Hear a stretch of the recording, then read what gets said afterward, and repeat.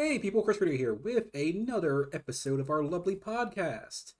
So, on today's episode, we will be covering the great year of 1937. We have a lot of great films on this episode.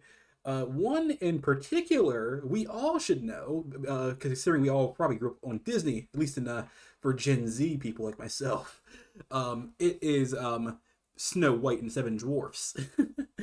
Also, before I actually get into the actual content of today, I want to say Happy Labor Day. I actually was considering not even recording today, but I'm like, you know what? It's the first of the month. Might as well get out, an episode or two. Well, only an episode. I realize this goes on for quite a bit, so I'm like, let's just get it on. So, first up on our film list is The Awful Truth. So, this film has our lovely director of the day, Leo McCarey. Our stars is Irene Dunne, Cary Grant, and Ralph Bellamy. I hope I said that right. So, to explain The Awful Truth, it is a screwball comedy. Screwball comedy. Lord, I can say words, I promise. It's about a married couple who files for an amicable divorce, but they find letting go of each other harder than they originally thought. That's the gist of the film. But to go a bit deeper here is our protagonist, Jerry. He would get with a socialite named Lucy, I believe, is her name. To make sure I'm correct there. Yeah, and with Lucy, she would get with a oil tycoon. However, they kind of like intermingle and kind of like meddle with each other, and that's kind of a whole thing there. And ultimately, it ends with them basically, being back together. They realize they actually love each other. Their love is better than their pride, I suppose, or rather stronger. Now let's get to the trivia. Sorry guys for the rough start here. I'm a little out of it. Today's been a fun day. So here's a trivia. Irene Dunne later recalled the scene where she pretends to be Cary Grant's ill-bred nightclub performer sister, which was written over a weekend and handed to her on the morning she was scheduled to film it. She was supposed to do a burlesque bump in the middle of her musical number, a move she was never able to do. Leo McCarey told her just to say never could do that when she got to that moment. She did. It stayed in the film, and Dune found it a choice comic bit. Cary Grant was so convinced this film was not working, he begged to be released during production. The film turned out to be a big hit. So every time I see the name Carrie, I think of a girl or something like that. I when I first saw it, I thought it said Gary, but no, it's Carrie. I never really met any guys named Carrie. I met a guy named Casey before. The dog playing Mr. Smith, originally named Skippy, was most popular for its role in The Thin Man, 1934, and his sequels as Asta.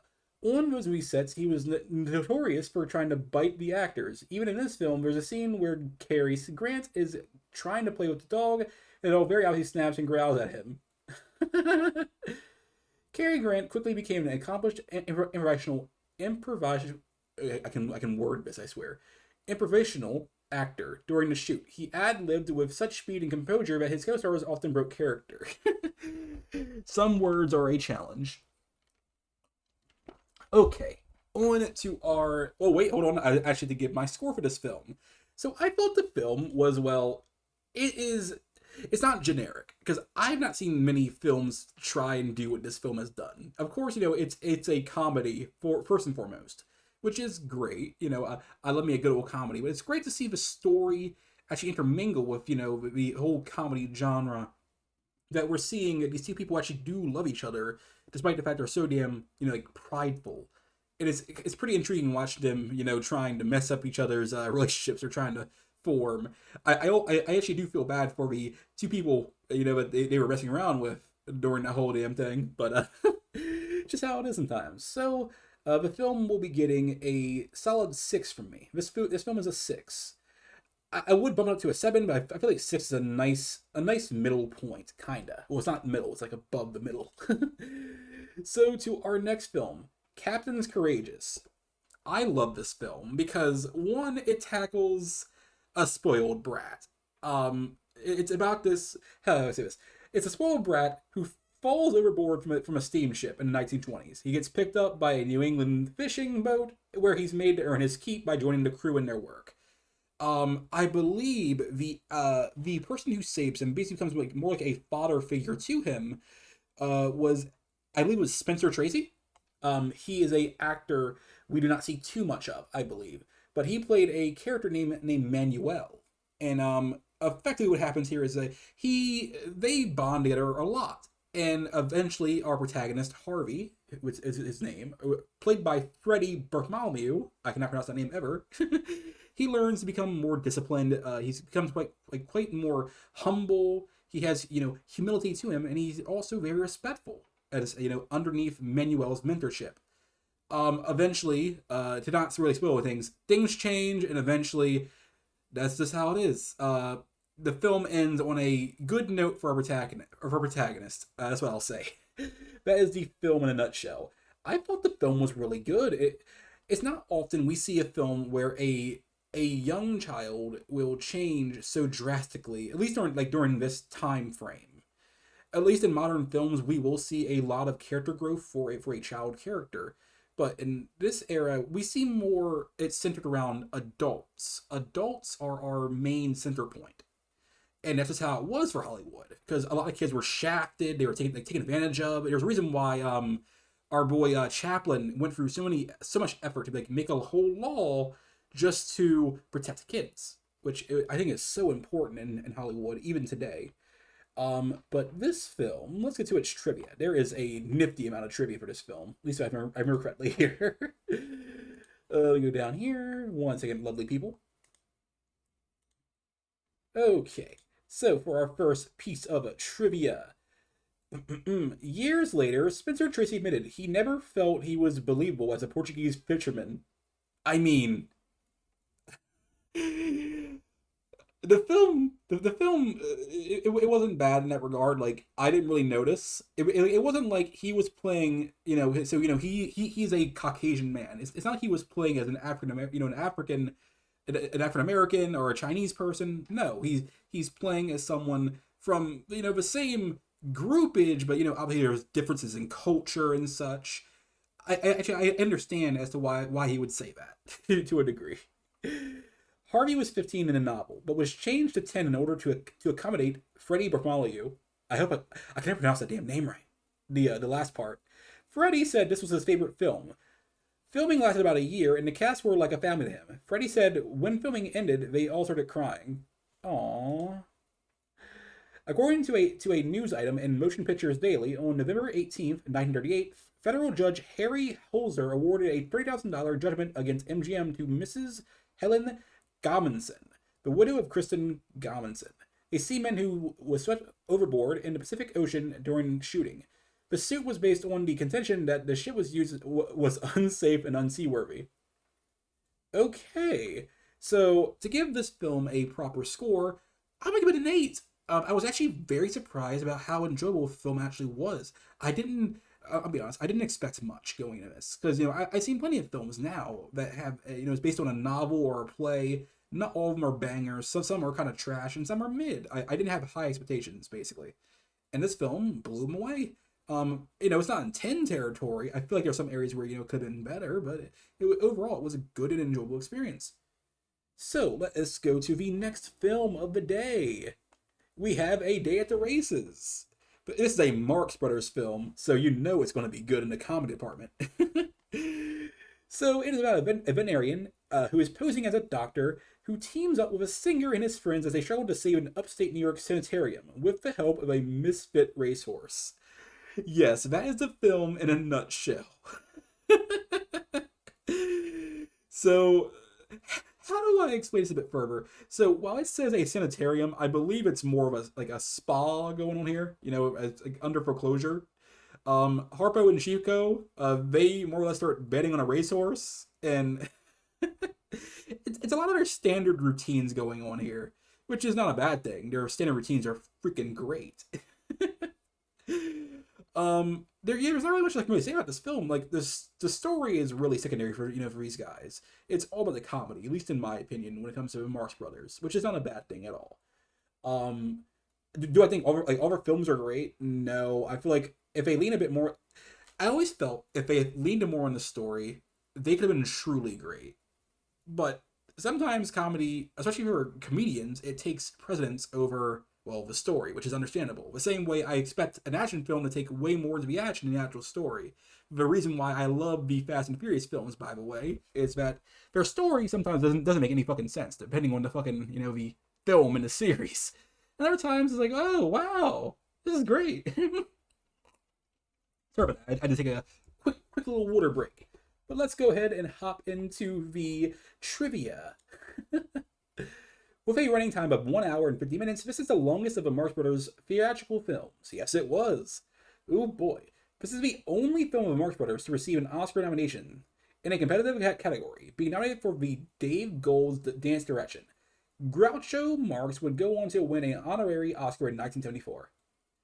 Groucho Marx's character was initially to have been named Dr. Quackenbush, which he and everyone else thought was too silly a name to offend anyone.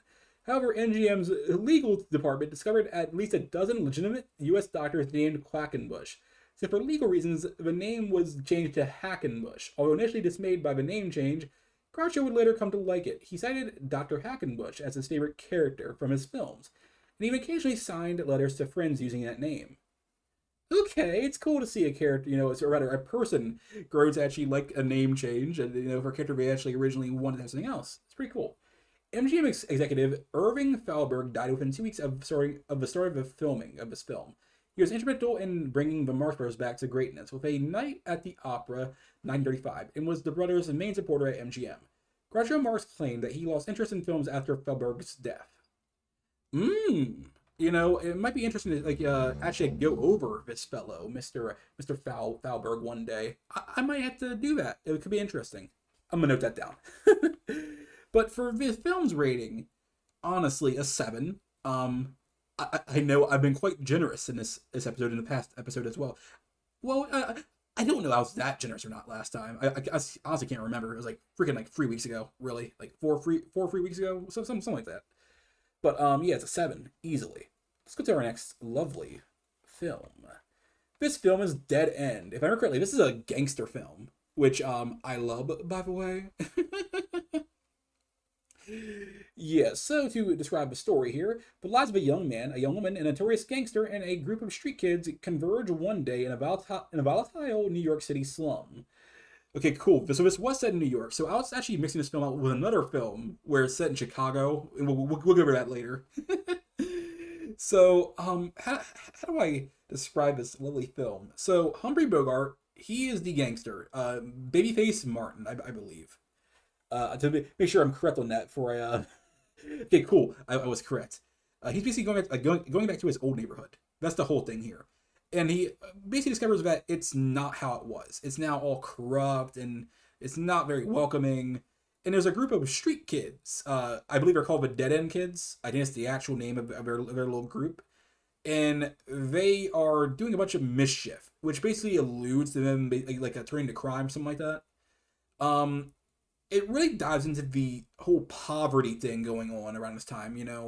People are okay, I get it. Depression is over by this point, I believe. I think I might be wrong about that. I'm just gonna double check that. This so I don't embarrass myself with a statement like that. No, so the depression is still going. It does not end until 1939. So people are going through depression still. There's tons of poverty going on. There's urban decay because, there's depression. And the environment is all sorts of just sad things going on. It's tons of realism going on here with, gritty gangster drama going on, which is, I love. I love gangster films. I wish there was more of them, at least nowadays. But unfortunately, the mob, the gangster, all that genre is kind of dying out. To be more exact, the old timey gangster, not the modern day gangster. So I think everyone on this film were doing a really great job with their acting, but especially Humphrey Bogart. My lord, he was selling his role. Let's go to the trivia of this film. William Wyler gave Claire Trevor an old purse and broken high heel shoes. He had her minimize her makeup and ordered her to not comb her hair when she got up in the morning. He wanted her to look like the downtrodden character she was playing. I love that. I imagine in her play, she's like, but I want to make myself look good, but you kind of have to obey for your role. Director William Wyler was dissatisfied with the look of disgust Wendy Berry gave in a scene where she was supposed to react to trash cans in the dirty alley. Excuse me. After several unsatisfactory, I can word I swear, retakes, Wyler ordered the property man to obtain real cockroaches, which elicited the appropriate response from the actress. Excuse me, unsatisfactory. Yeah, let's go. I win. An early gangster role for Humphrey Bogart that built on the success of his performances in The Petrified Forest, 1936. The year before, Bogart's name appeared below Sylvia Sidney in the opening credits. This was reversed for any subsequent re-releases, which I think is interesting because eventually he became the top dog and she became less, I suppose, in the eyes of the media. I think that's how we're going here. In order to get past censors, all references to Francie's profession were veiled, although it was mentioned in the original play on which the film was based. Even the fact that she was suffering from the late stages of syphilis, which was never mentioned by name. Okay, I think it's weird that you can't mention syphilis, which is a real thing, a real disease. You can't just mention that. Yeah, I get it. There's only one way you're really getting it, but come on, you want to censor the word syphilis? Ugh. Goddamn these censors. Fortunately, they don't exist anymore, but. So let's give this film its score. I'm tempted to give it a lower score just because I stuttered around with the words, but no. The film gets a 6. Actually, no, I'm gonna down that to a freaking 5. I thought a film was decent. And I do wholeheartedly believe that this is a gangster film, a mob film that I truly did enjoy. But, okay, how do I explain this? While, yes, it does have our boy Bogart, Humphrey Bogart, he did an amazing job.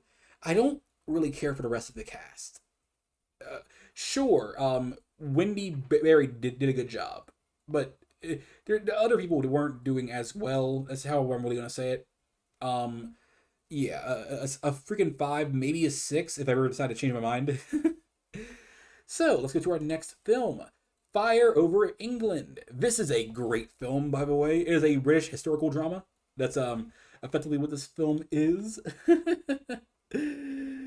So, during the reign of Elizabeth I, a young man's fervent devotion to the crown and to his sweetheart, a lady in waiting, lead him to battle for England's victory over Spanish Armada in 1588. Yes, this is a film based on something that's like so far back. You don't really see films like that nowadays, I guess. At least I have not seen any films or seen any mentioned where, oh yes, the year 2025. Anyway, here's this movie based in like 1312.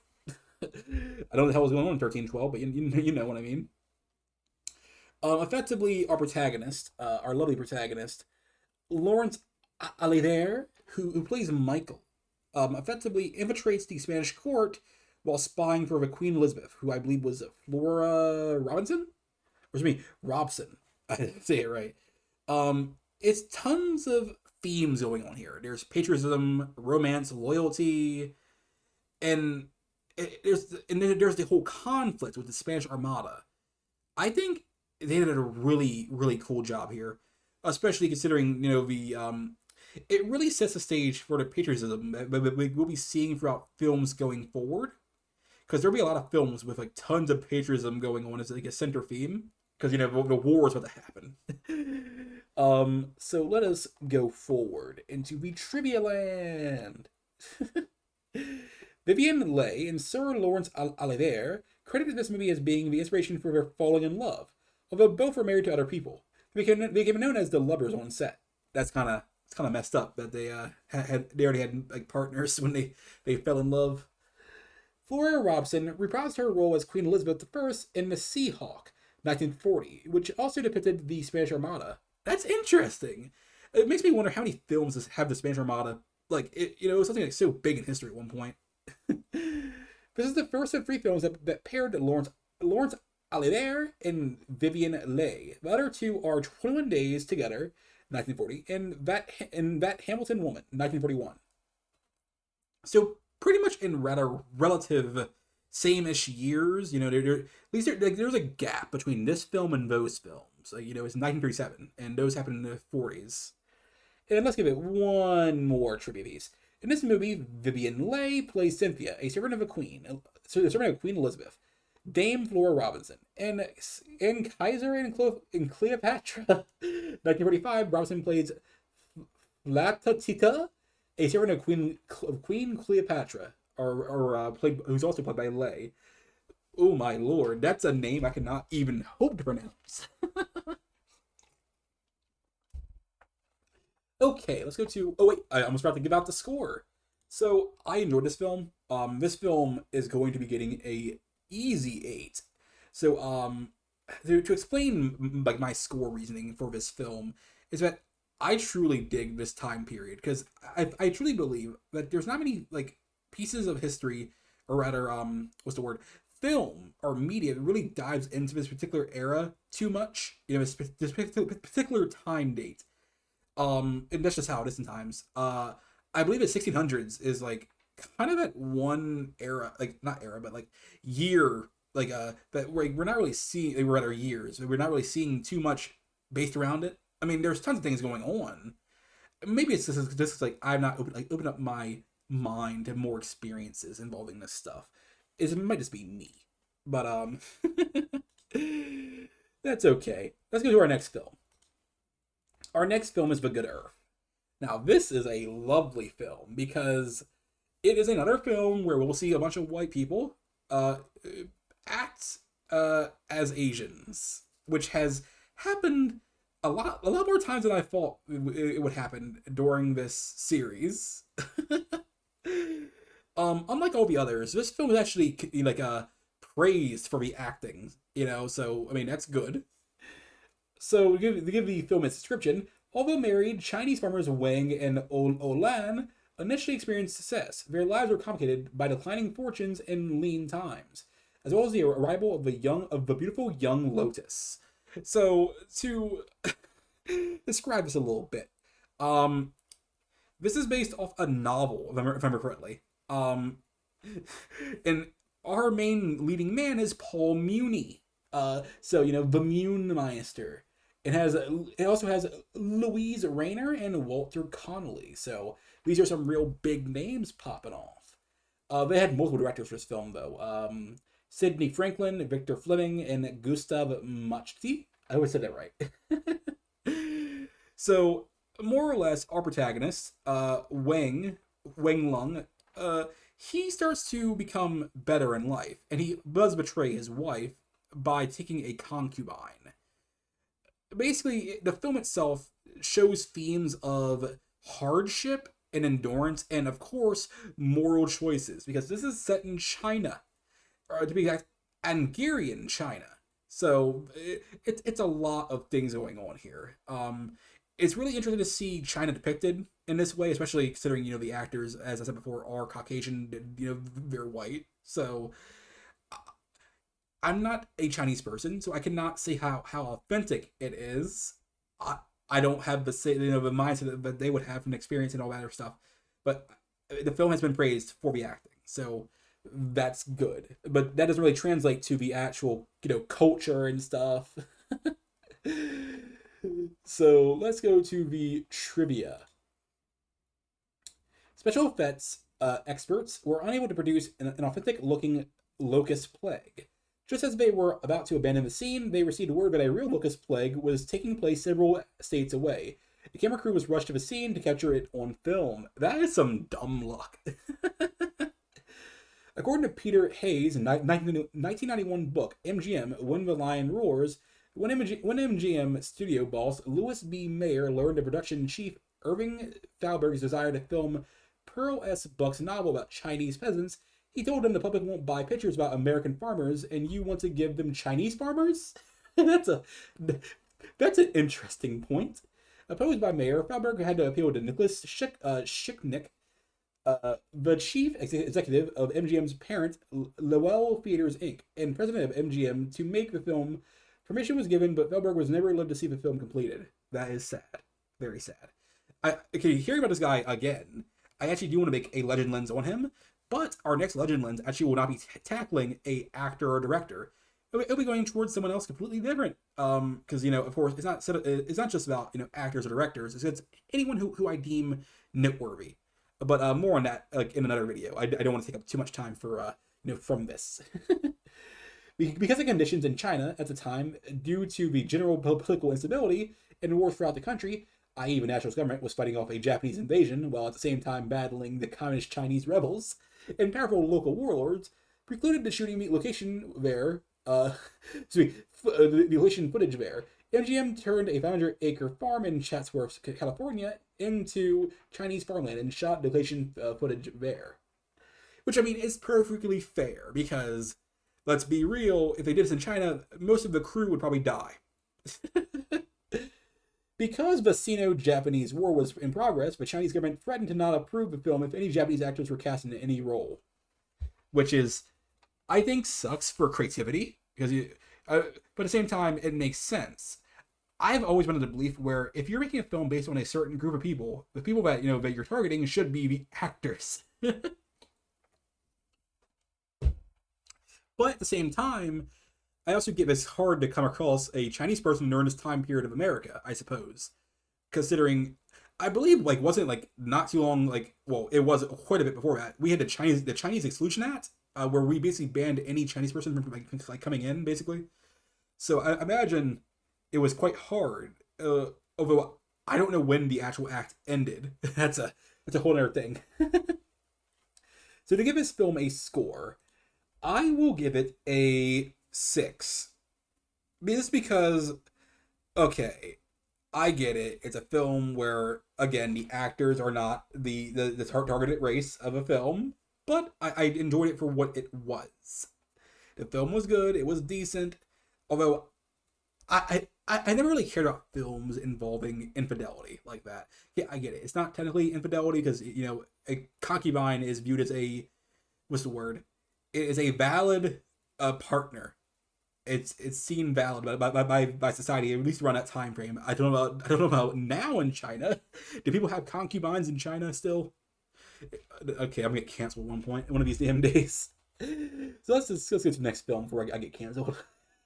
The Grand Illusion. During World War I, 2 French soldiers were captured and imprisoned in a German POW camp. Several escape attempts follow until they are eventually sent to a seemingly inescapable fortress.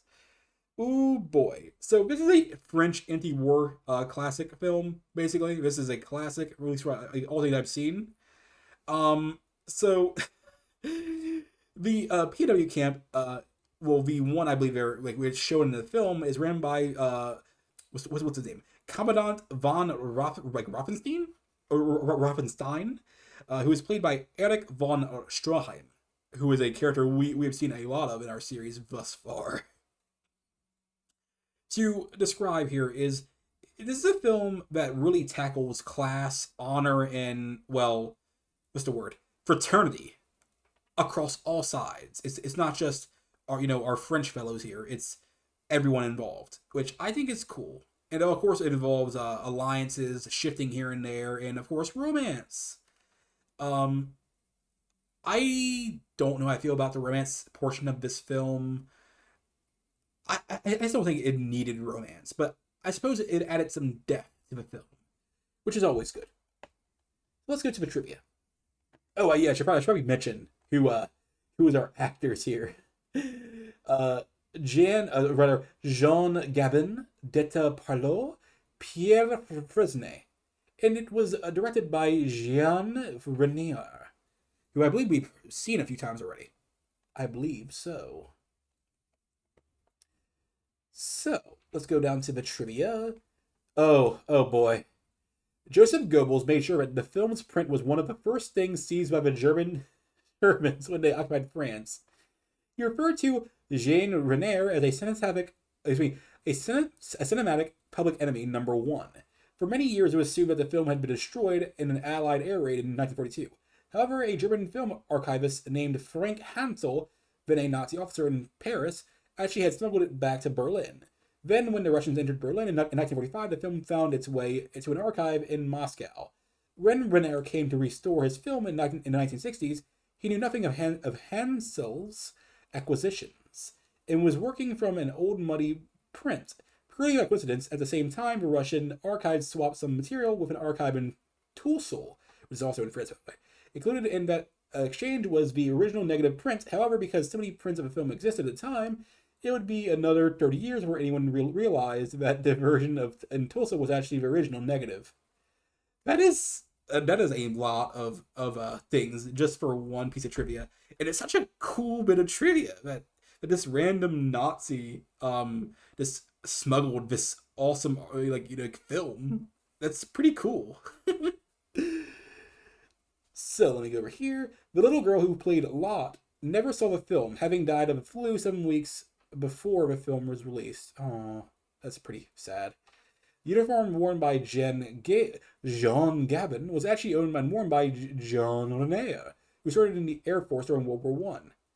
The movie title, La Grande Illusion, is a reference to the pre-war book The Great Illusion by Norman Engel, which argued that the war was outmoded or moded, unscientific, and absurd. Though little known today, it was a tremendous sensation when first published in 1909.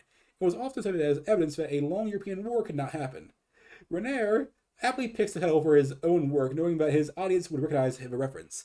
Oh boy, how that author was dead wrong. It happened twice. It might happen again one day. Oh boy, let's get some water.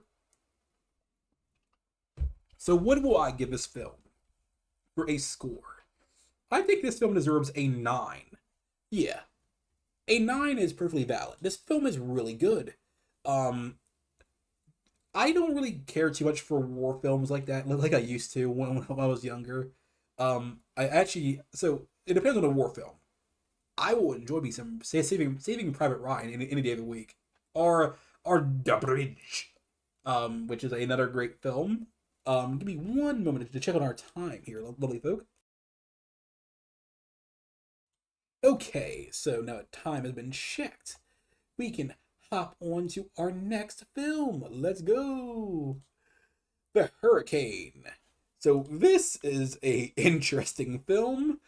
How do I explain this?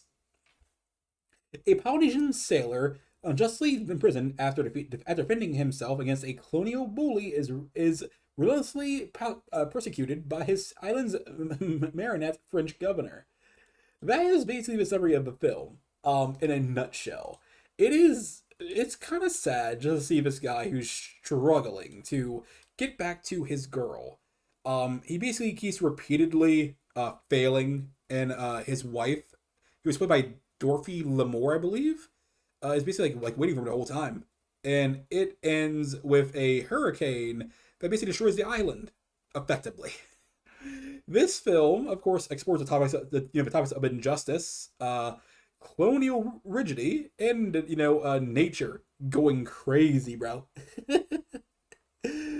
So the actors, our main leads is Dorothy Lamour, John Hall, and Mary Astor, who I believe Mary Astor is a name we've seen a few times on this lovely podcast. Do I like this film? Yes, I actually enjoyed this film. This just for what it was. It's not often that we see a film based on a Polynesian. Um, but it's just how it is sometimes. But I do remember this film actually ends on a on a good note, which is always great. So as always, I will say this repeatedly: watch these films for yourselves, because I'm not trying to spoil everything. Of course, so sometimes spoilers will still slip through, through a slip of the tongue, or I just forget sometimes. A little, check it out yourselves. So let's go to the trivia. Do trivia time. According to Life magazine, special effects wizard James Basavi was given a budget of $400,000 to create his effects. He spent $150,000 to build a native village with a lagoon 200 yards long and then spent $250,000 destroying it. Based. Absolutely based. Doubles were not used for Mary Astor and Dorothy L'Amour when they were lashed to a tree during the hurricane.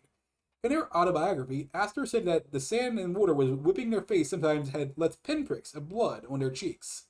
Damn, that had to hurt. John Ford insisted that no actor could possibly recreate the pain of a real flogging. John Hall agreed to undergo the real thing, and he submitted to being horsewhipped until his back bled. Unfortunately, his quest for verisimilitude went unnoticed as the censors found the sequence to be far too realistic and insisted that it be cut. That fucking sucks, dude. Imagine being whipped so damn much, and they're like, "This is too realistic." I feel like if that was actually added to the film, it would have made the film so much better. But fucking censors, man. These censors pissing me off. Banana Village was set on 2.5 acres of United Artists back lot. Cool. So let us go over to our rating of this film. So this film, I actually will give this film a 10. I actually truly did enjoy it. For the story, I love a film that does put injustice at the forefront. Because this film does show a lot of injustice. It's about a man who basically, he was defending himself and boom, gets arrested. And, his girl is waiting for him. And it's all sorts of things going on. I also really love the whole angle that, this is based in a whole colony. Because it's something like other history is like not like really talked about, like across the Western world where it happened, and we don't really cover it as much as we should, but the injustices that happened was always unfortunate. But let's go to our next film. In Old Chicago, the O'Leary brothers, Honest Jack and Roguish Dion, become powerful figures and eventually rivals in Chicago on the eve of a great Chicago fire. So I love a Chicago freaking fire because it's something that's like an awesome backdrop for a lot of like films I've seen here and there, both on our list and both and like outside of it, which is always great to see. So our director here is Henry King, and our stars is Tyrone Power, Alice Faye, and Don Emichi, which I think is the correct pronunciation of that film. So let me get on to our additional notes for this film. I actually had some notes. So to describe this film, beyond description, is our main, or rather, our one of our main people here is Tyrone Power, who is like a lawyer and also a politician, while another, Don Emichi, I believe, he is basically involved with like some shady businesses and stuff like that. And their mother, Alice, who plays Alice Brady, who is also known for winning an Oscar, I believe, because of this film. Very cool. She is blamed for starting the fire itself, and there's an also sequences like involving the fire itself. I thought the film did a really good job with that. The film really clashes with the whole idea of morality and ambition, which I think is so it's done a lot these days, but it's like not like really put out there as this film really had it. Like it was really in your face about about it, which I thought was cool. I think more films really should like put some of like their like main themes like right in your face. This is not saying be like a subtle is wrong. You should be subtle. Some like not always though. So let's get into the trivia for this film. We should make sure I have the right film. That would have been awkward.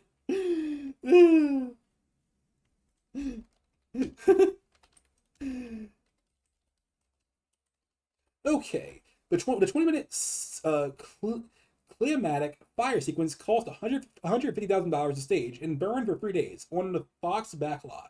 It helped make this one of the most expensive films made at the time. That is kind of crazy. So let's go over here. A lantern manufacturer wrote to the studio insisting that the fire must have been started by a lamp, not a lantern. They claimed a lantern would extinguish itself if tipped over, but that claim was found to be false by an experiment performed by two assistants at the 20th Century Fox. Soon after the fire started, the van where the fire was supposed to have originated was thoroughly investigated, and no evidence of a lamp or lantern was found. So neither. You know what it could have been? Like, it's quite possible that like a piece of glass reflected the sun, perhaps, and like caused it that way. And that's very much possible. Yeah, at least I imagine it is. So let me go over here. According to the DVD, which includes the roadshow version, information given in the accompanying leaflet, Western costumes didn't have enough costumes on hand to dress all the extras in the fire scenes, and had to borrow proper period costumes from other costumiers across the country. Imagine being a costume company. You don't have enough costumes. That's kind of freaking funny. Okay, let's give the film its score because I'm starting to feel bad like not saying it. This film gets a 7 from me, Chief. I thought it did good. It did good, Chief.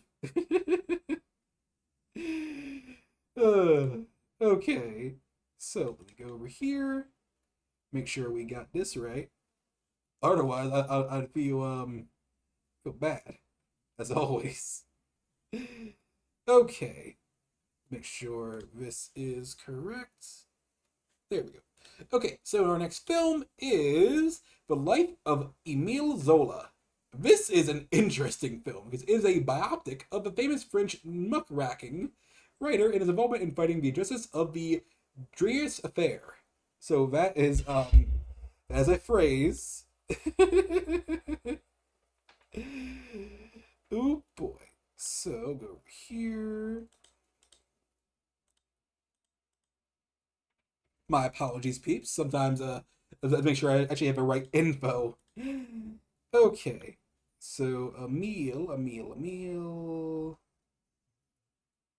Oh man, we have to make good films for this damn year. I'm sorry. So to explain a bit further here, our protagonist Zola more or less risks his career and freedom by publishing J'accuse, defending the falsely accused Jewish officer Alfred Dreyfus. The film obviously tackles truth and justice, and of course moral courage. Um, it really does show off the prejudice of the time because if you didn't know, and of course many people will try and argue it, I imagine. While yes, the Nazis were the what's the word, D1 haters of Jewish folk, everyone in Europe, yes, everyone, every last country was discriminating against Jews. It was the flavor of the time. This is undeniable. History proves me right. And of course, I do not want to dwell on this for too much because it's a very sensitive topic. But it's very telling of the time frame where all these people were being really really disgusting. But it's a product of the time, and I will not hate it for that. So let me go down to the trivia. Here we go. This was the first film to break double digits in the Academy Award nominations, receiving an astonishing 10 nods. The film was shot in reverse order. Paul Muni grew his own beard for the role, and it was trimmed and darkened as he proceeded to scenes where Zola is younger. His makeup took 3.5 hours to apply each morning. Considered highly contentious in France, the film wasn't granted a proper release in that country until 1952. That's kind of crazy. To research his role, Paul Muni read all of Emile Zola's works, researched the entire Alfred Dreyfus affair, and experimented with different types of makeup designs, and with the help of leading film makeup artist Kirk Westmore. Ooh boy. It's very intriguing with this film because, to me, this film is what's the word? It is a very influential piece on history. It is so important that people are held accountable for for the quite wild way they were acting. And it's also good for a historical point that this film really captures what was going down at the time, and that is something I appreciate. So let's go to our next film. Actually, did I not score of a film? Because I did not. I don't think so. The film gets a 9 easily. So let's go to our next film. Our next film is Lost Horizon, and this is a treat of a film. I tell you what. Okay, let me go over here. When a revered diplomat's plane is diverted and crashes in the peaks of Tibet, he and other survivors are guided to an isolated monastery at Shangri-La, where they wrestle with the invitation to stay. I think it is very, very intriguing because it's not often that we see a film that is taking place in Tibet. Um, Today we do have a film like an additional film that's set in China. This time I believe it's actually filmed in China as well. We'll get to that though a bit later.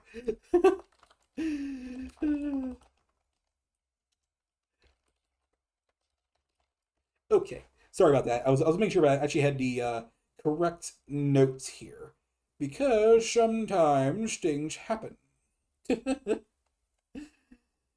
Here we go. I got our trivia of the day.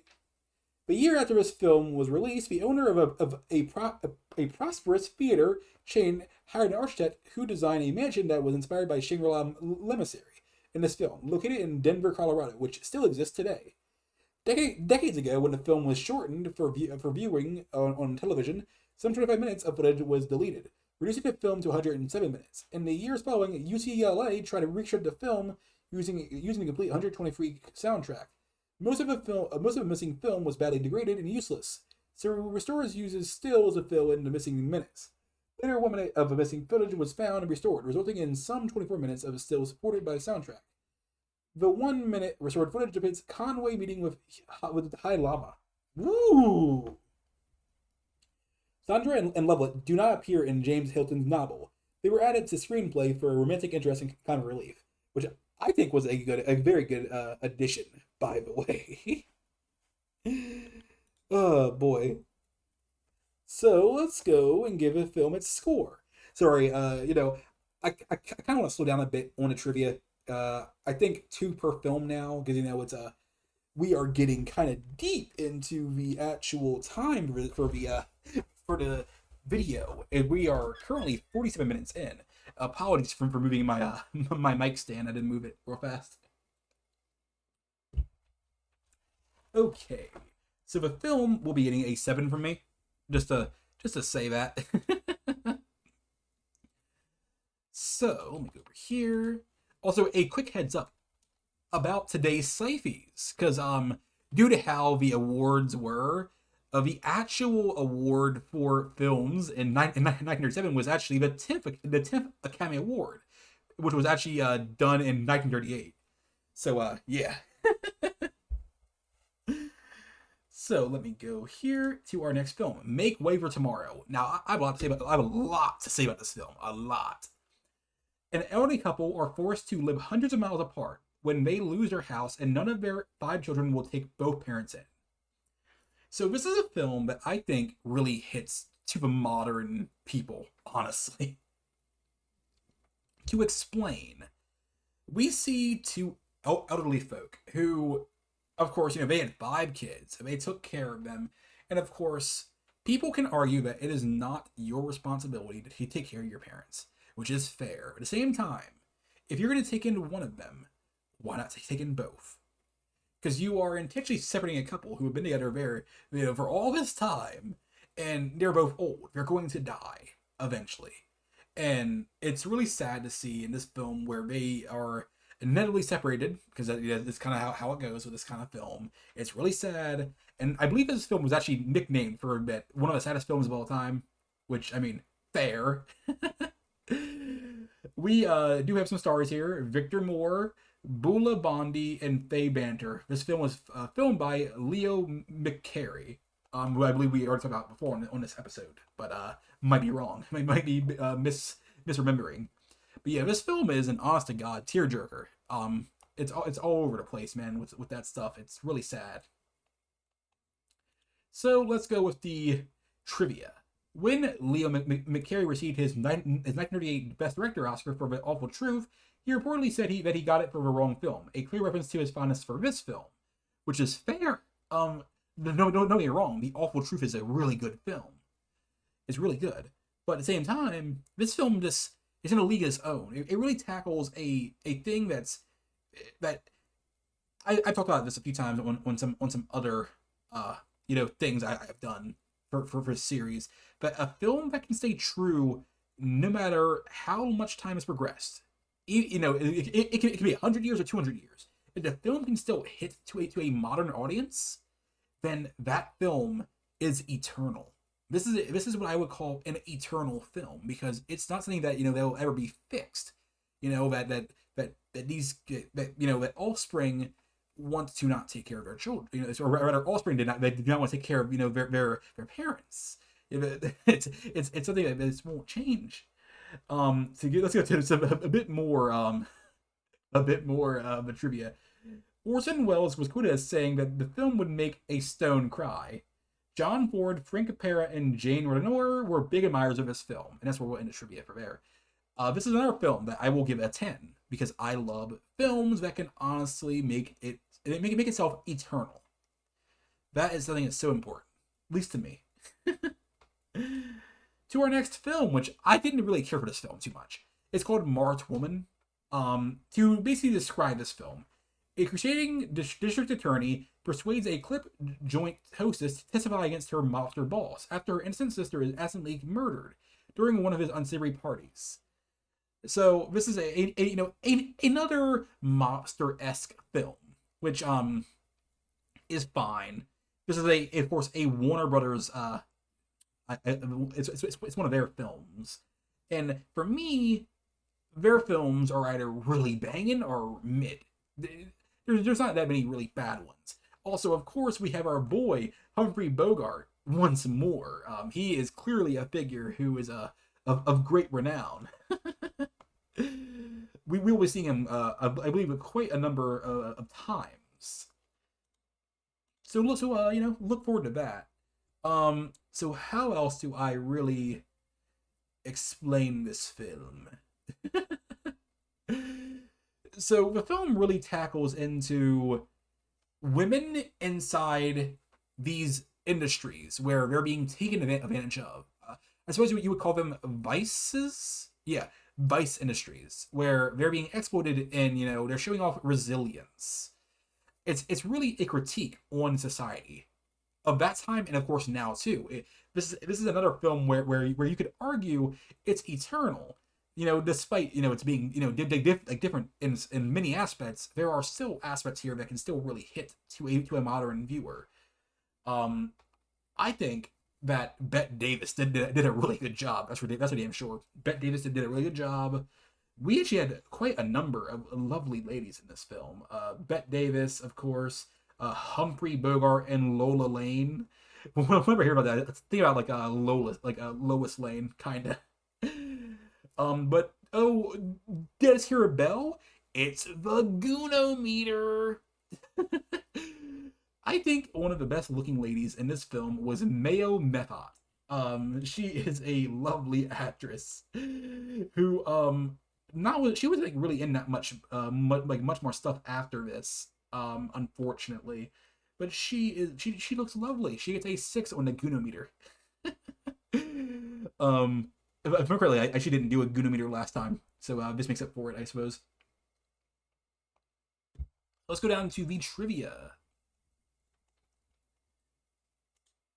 Okay. Humphrey Bogart and Mayo Methot fell in love during production. They were married as soon as he had divorced his second wife, Mary Phillips. Jesus, Humphrey. That is messed up. This is based on the life of gangster Lucky Lucano, or Lucinio, who was finally in prison when some of the prostitutes who worked in one of his brothels, tired of the beatings and maltreatment, met it out by him and informed on him to the police. That's a weird way of saying it. Lucino was prosecuted by Thomas E. Dewey, who infamously did not beat Harry S. Truman. The first movie Bette Davis made after her court battle with Warner Bros. To get better movie roles. Oh boy.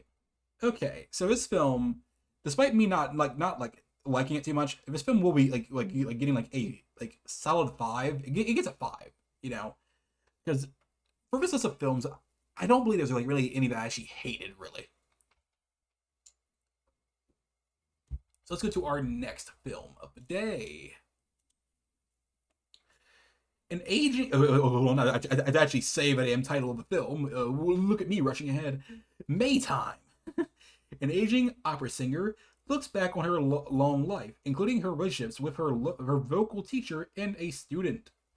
Oh boy, we're getting a little spicy.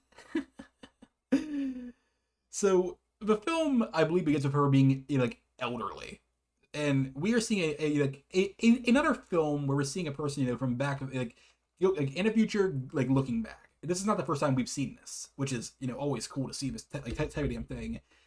This film, I believe, actually is a musical, and as you might know by now, I have a disdain for musicals. Although no, it's not a musical. It's a romance. But I do believe it actually is based off a musical or rather a play. I could actually be wrong about that. Been a while. So, if I remember correctly, the film, basically, the protagonist, she recalls her romance with her music teacher, which I think was named Eddie. Yeah, that was his name. Which was undone when she was forced into a loveless marriage. Who was played by John Barrymore, by the way. So, we, of course, do see a reunion through memory and, of course, song. And we do see some really interesting performances through, of course, opera. So, yes, this is a musical in a sense. So let's go down to trivia. There we go. There's my trivia. Among her films, this was Jeanette MacDonald's favorite. The plot of the stage, Maytime, is completely different from one used in the film, and only one song from the stage production, Will You Remember, was retained for the film. Okay, interesting. I actually did not mention any of the actual stars for this film. I'm very sorry. Jeanette MacDonald, Nelson Eddy, and John Barrymore. So these are 3 heavy hitters, which I do enjoy. The film itself will be getting a 8. This was a very enjoyable film, despite my dislike of musicals and, of course, singing in films. I never really cared for it. It made me cringe internally for a lot of films I've seen in my life. But it's how it is sometimes. Yep, the film gets 8. Let's move on. Nothing Sacred. An eccentric woman learns she is not dying of radium poisoning, as earlier assumed. But when she meets a reporter looking for a story, she feigns sickness again for her profit. For her own profit. So this is another screwball, but it's also a satire of the media sensationalism, which is something it hits home today, where media will sensationalize events happening, which is always so annoying. Our stars here is Carol Lombard, Frederick March, and Charles Winiger. Only Frederick March is one I can really recognize from this lineup, which is a character that we will be talking about one day on a Legend Lens.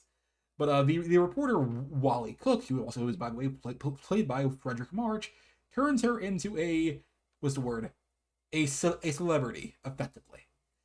But eventually the truth does come out that that she's healthy, and it basically unravels everything. It really does tackle the whole exploitation and, of course, the celebrity culture is really building up at the time. It's also, I believe, it was filmed into the early Technicolor, It's also known for Lombard's sparkling comedic performance, if I also remember correctly. So, this is a very interesting film, in all regards. Because Technicolor was like really popping off at this point, if I remember correctly. So to trivia we go, my friends. To trivia we go. So, Ben Hetch wrote a role for his friend John Barrymore, but David O's Selznick refused to hire Barrymore due to his alcohol abuse. Hetch refused to work on any more drafts and quit the film. Carol Lombard said that this was one of her favorites of the films she made. When this film was re-released in 1935 by Film Classics, it was not deemed important enough to be reprinted in Technicolor. Prints were struck in less expensive and far inferior scene color processes, and thus was the only way it was to be seen for the next 40 years, until its Technicolor restoration in the 1980s. It's always suck when that type of shit happens. Honestly, the film is getting a 7 from me, Chief. Oh boy.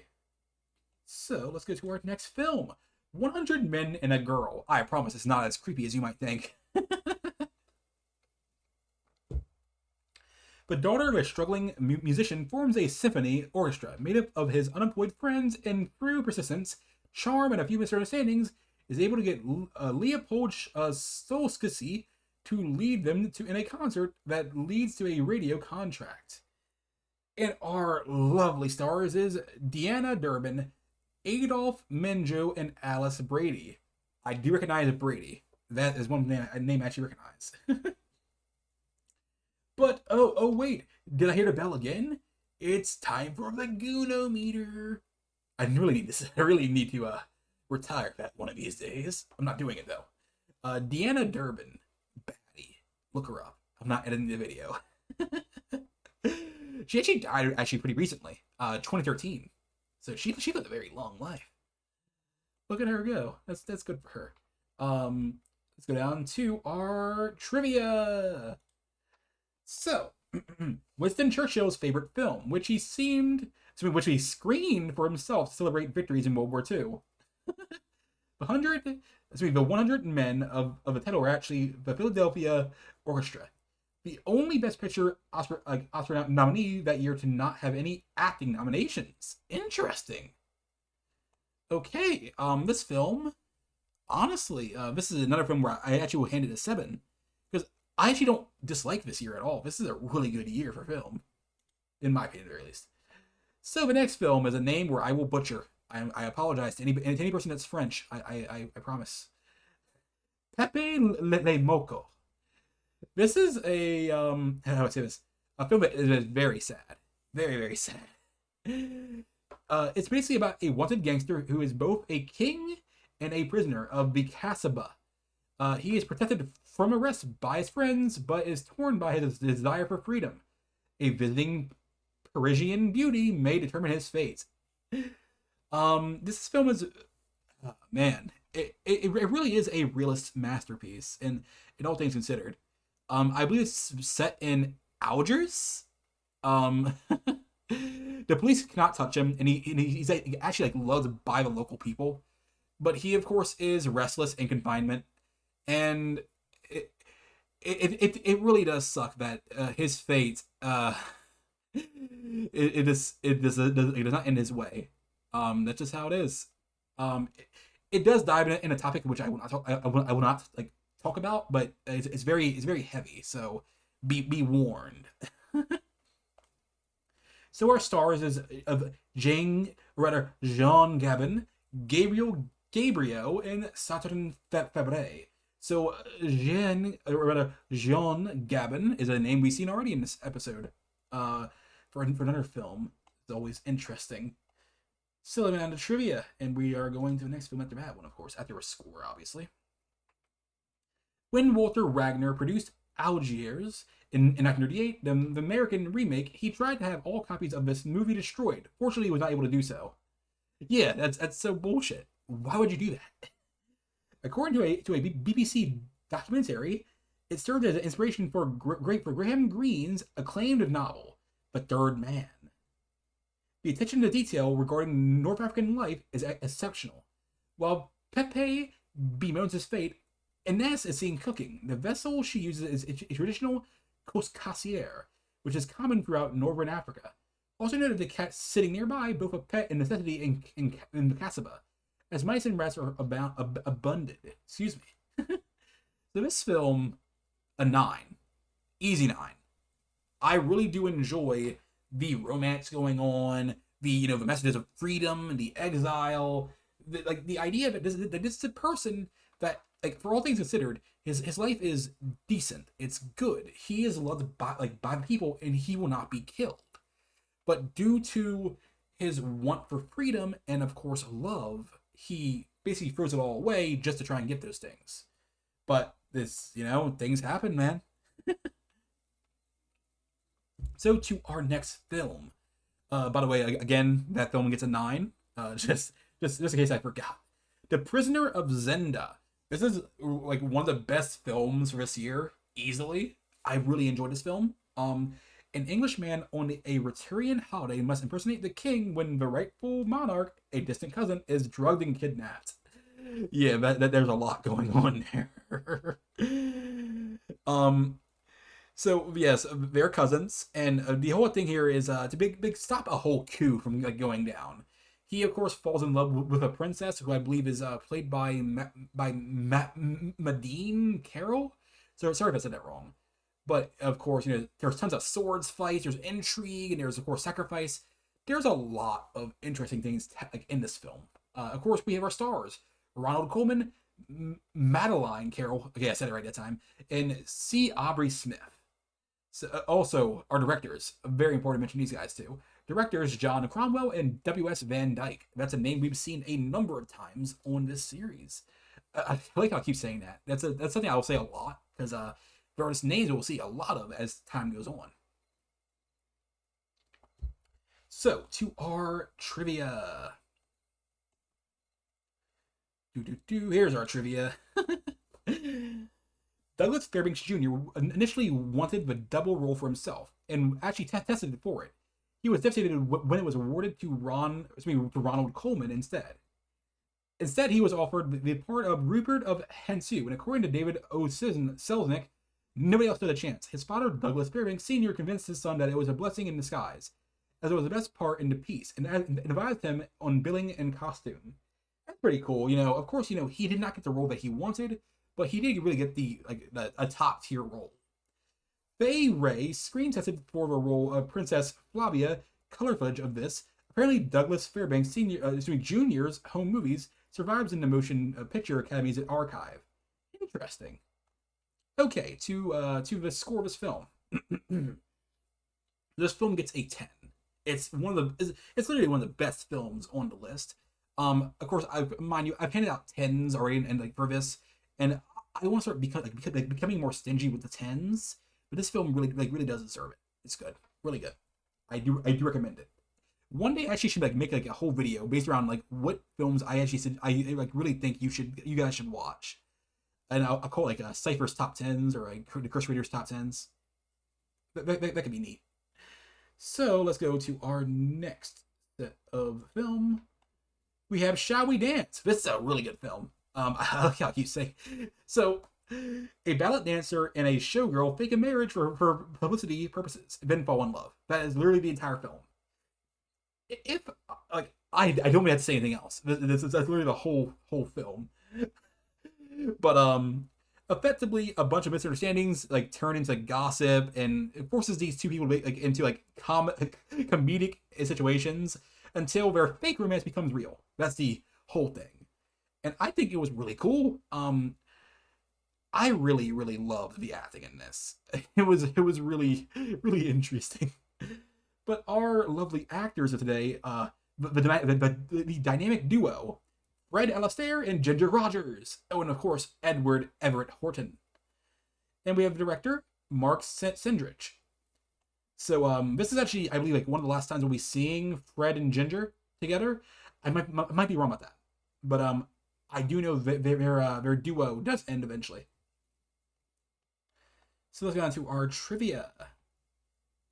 The scene where Fred Astaire and Ginger Rogers dance on roller skates took about 150 takes, according to one of the VH versions of the film. At the end of the roller skates dance number in the park, the stars flop onto the lawn, and the film both Fred Astaire and Ginger Rogers appear uncomfortable as they get up. This is because both were bruised from the more than 15 earlier takes and were actually in pain. Yee! Oh boy, that sucks. So something I actually have noticed about actors is that, especially during this time frame, they don't actually have those the protections in place to like really stop them from like that stuff from happening, which is always unfortunate. Ooh.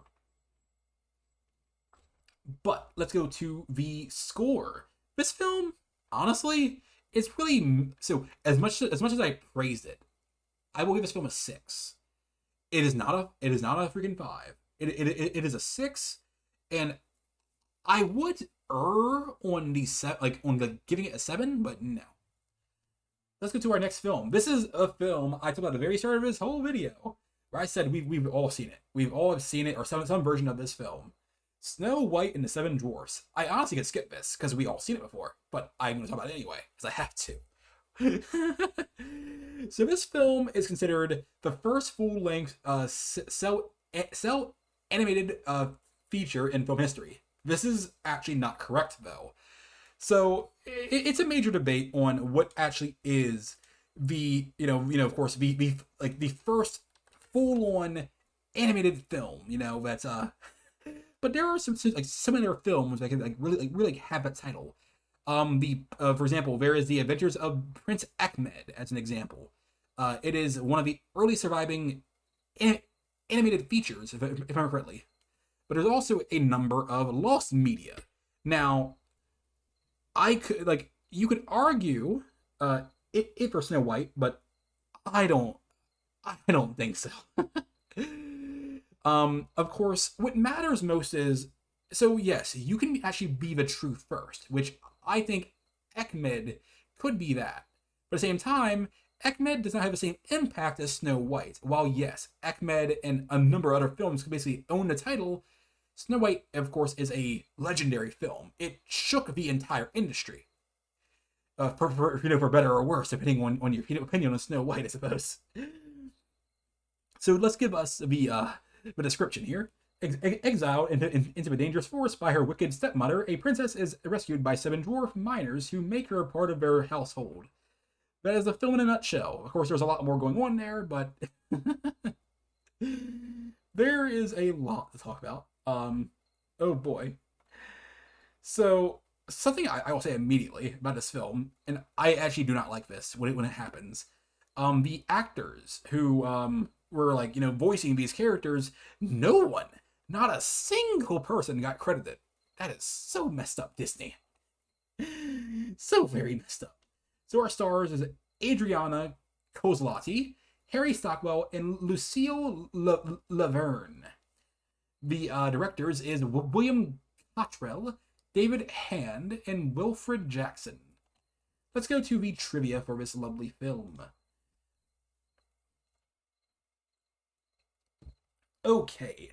At a recording session, Lucille Laverne, the voice of the Wicked Queen, was told by Walt Disney's animators that they needed an older, raspier version of the Queen's voice for the Old Witch.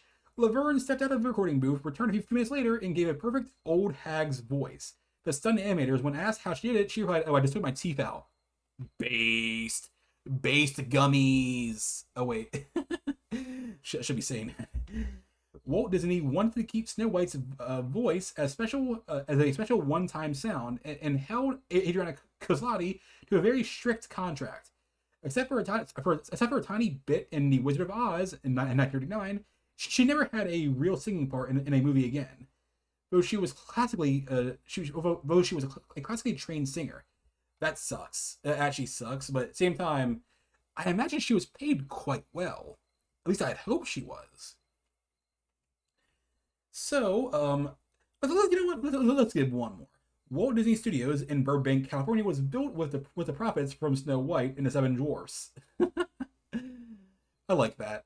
To our next film, we're actually almost done, peeps. Oh wait, I forgot to give out a score for Snow White.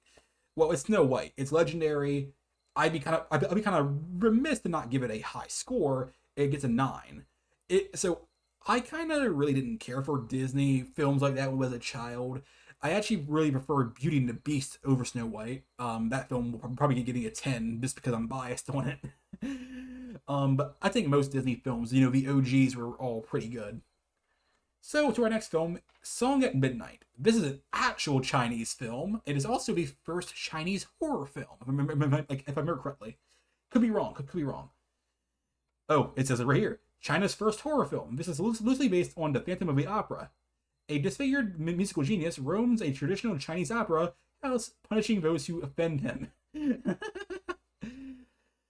So here's what I'll say immediately. I think the person who was playing the Phantom, who he, ooh my lord, the makeup and effects they used with him, the whole design for him was really interesting. So here is our main folks, and I will say this now. I'll be butchering these names. These are Chinese names. Meng He Gu, Peng Hu, Shan Jin. I hope I said it was right. Probably not though.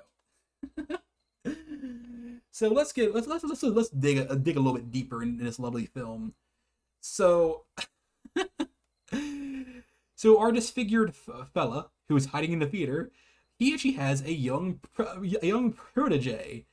Although so while he haunts the halls, he does what's the word? What's the word here? He laments often on his lost love and human cruelty. I think this film really does have a whole eerie vibe to it.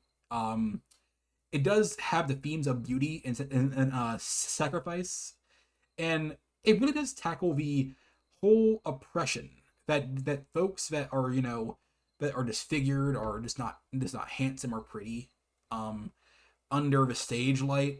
I thought they did a really good job, especially with like how they had the Phantom be, honestly, or rather their version of a Phantom. So let us get to the trivia. The trivia will be a fun time. So this film actually doesn't have that much trivia, but I'll give out. You know what? I'll give it all. China's first horror film, included among the 1,001 movies you must see before you die. Edited by Steven Schneider.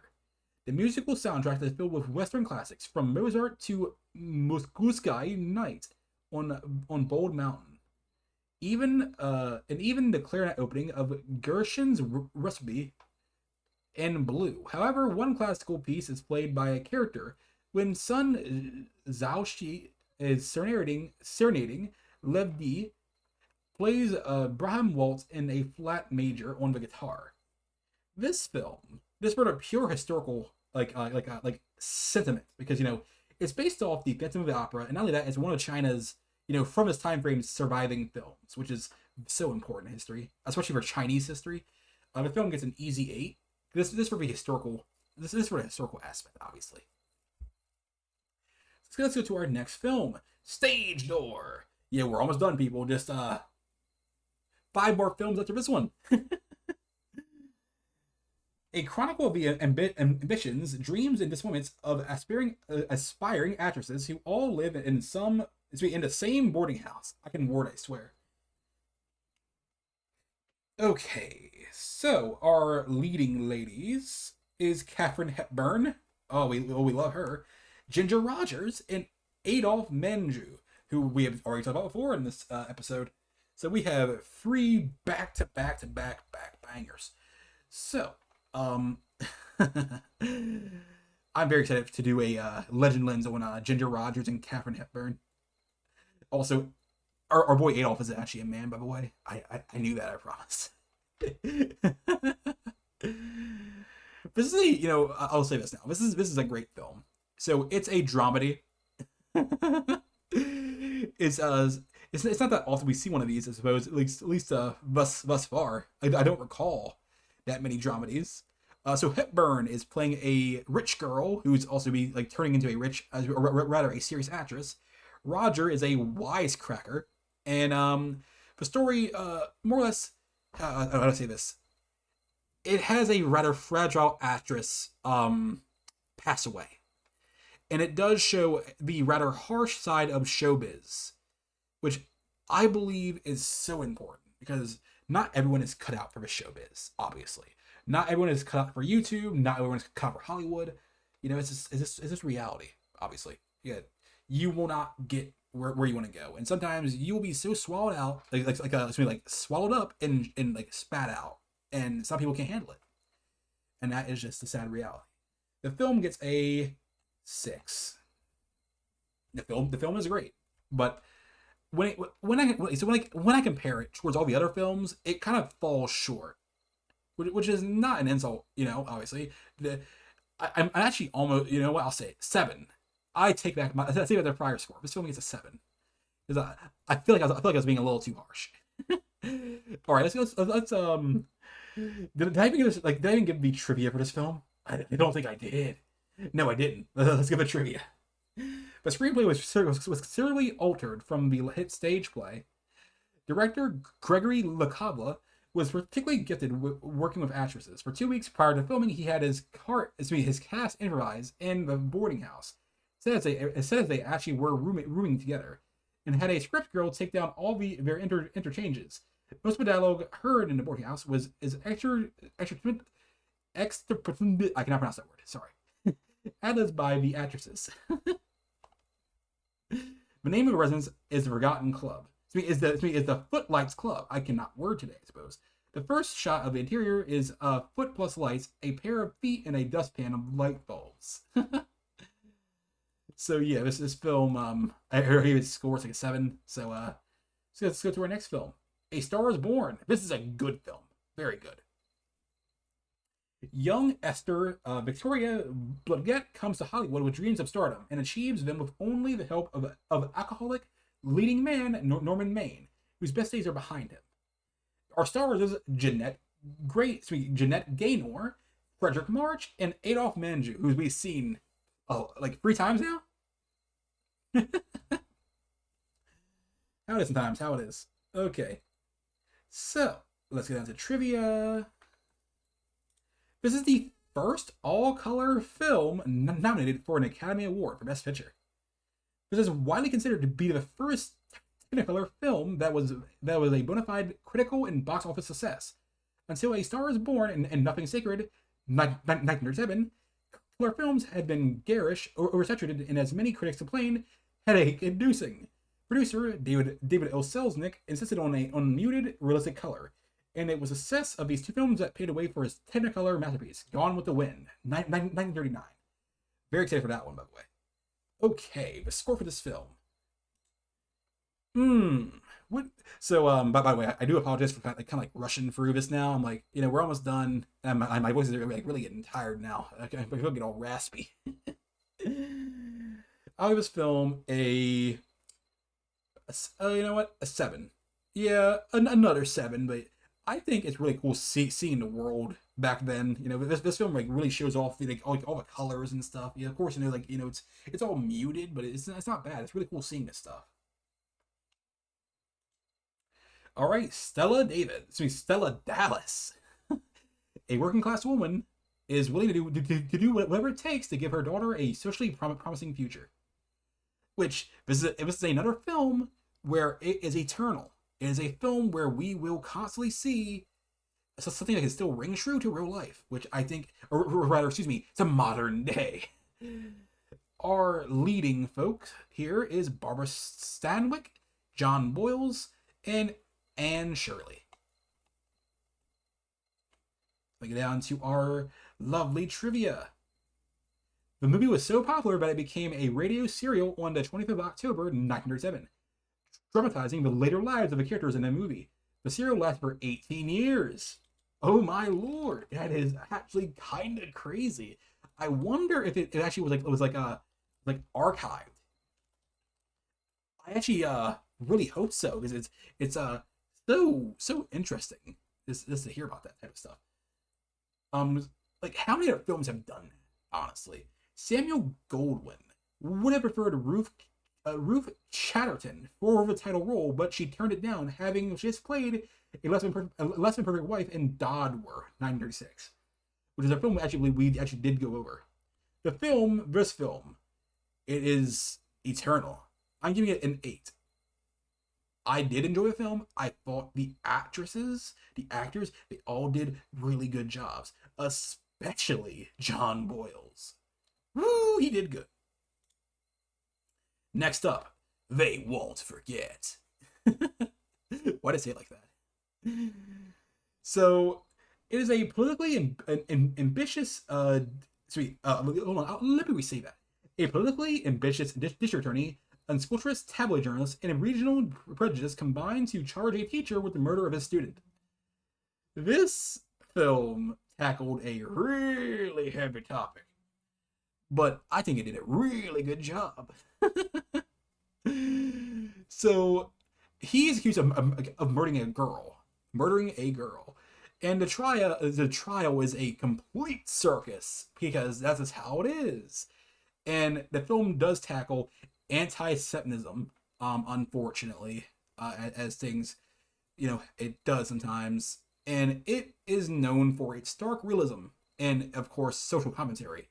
Because, again, as I said before, some things are really dark and happen all across the world, but people often ignore that, and they love to point fingers, which I get, I understand, but still. Our leading stars here is Claude Rains, Gloria Dixon, and Edward Norris. Now to trivia. Actually, let's see how much time we actually have on this. Okay, an hour and 26 minutes. Huh. I honestly thought it was longer, considering how much my voice is kind of shot today. The first speaking role of 16-year-old Lana Turner.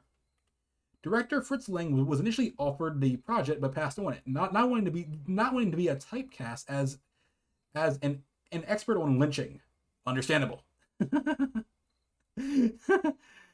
Oh boy.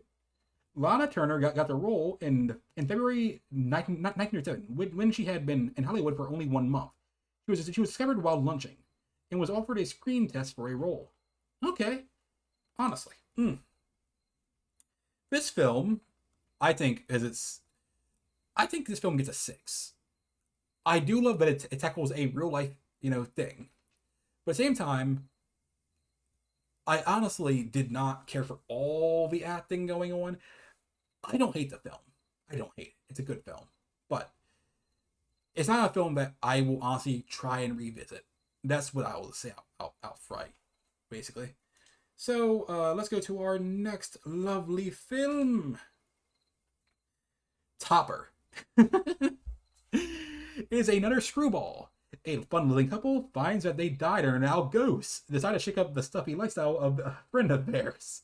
Imagine you're dead and you're like, oh, that's okay. Let's go mess with our friend. I like that idea. It's really unique. It's very unique, actually, in fact. So yeah, it's a screwball. It's also kind of like supernatural, which is also, of course, really cool. Through pranks, they more or less help their friend rediscover joy, basically, which I thought was really cool, because this film actually does have a lot of really interesting special effects, and of course romance and comedy from beyond the grave. Let's talk about our stars. We have Cary Grant, Constance Bennett, and Ronald Young. Ooh boy, Cary Grant again. It's a fellow we've seen a few times now. So to trivia. One of Mrs. Topper's society matron friends is played by Hedda Hopper, who later retired from acting to become one of Hollywood's most influential gossip columnists, with a daily column syndicated in hundreds of newspapers. That is very cool. I actually kind of want to one day sit down and read those, and maybe even record those. Could be fun. Most of his film's physical humor, much of it which played off his character interacting with an invisible Cary Grant and Constance Bennett, fell to character actor Ronald Young. Roland Young. I hope I did not say Ronald Young this entire time. But yeah, Roland Young, who was awarded with an Oscar nomination as Best Supporting Actor for his hilarious performance. Oh boy. So this film, hmm. Well, so while I did truly enjoy, the supernatural stuff going on, and it's a nice comedy, I'll give it a, mm, mm. This film is really middle road. 5. Let's go to our next and last film for this year. Yay! Stan and I'm skipping ahead again. Way Out West. Stan and Ollie are enlisted to deliver the deed to a valuable gold mine to its rightful owner, but they soon discover that the task is not as easy as it looks. So, mind you, this is a western. It features Stan Laurel, Oliver Hardy, and Sharon Lynn. Just to give you a list of people that read on this.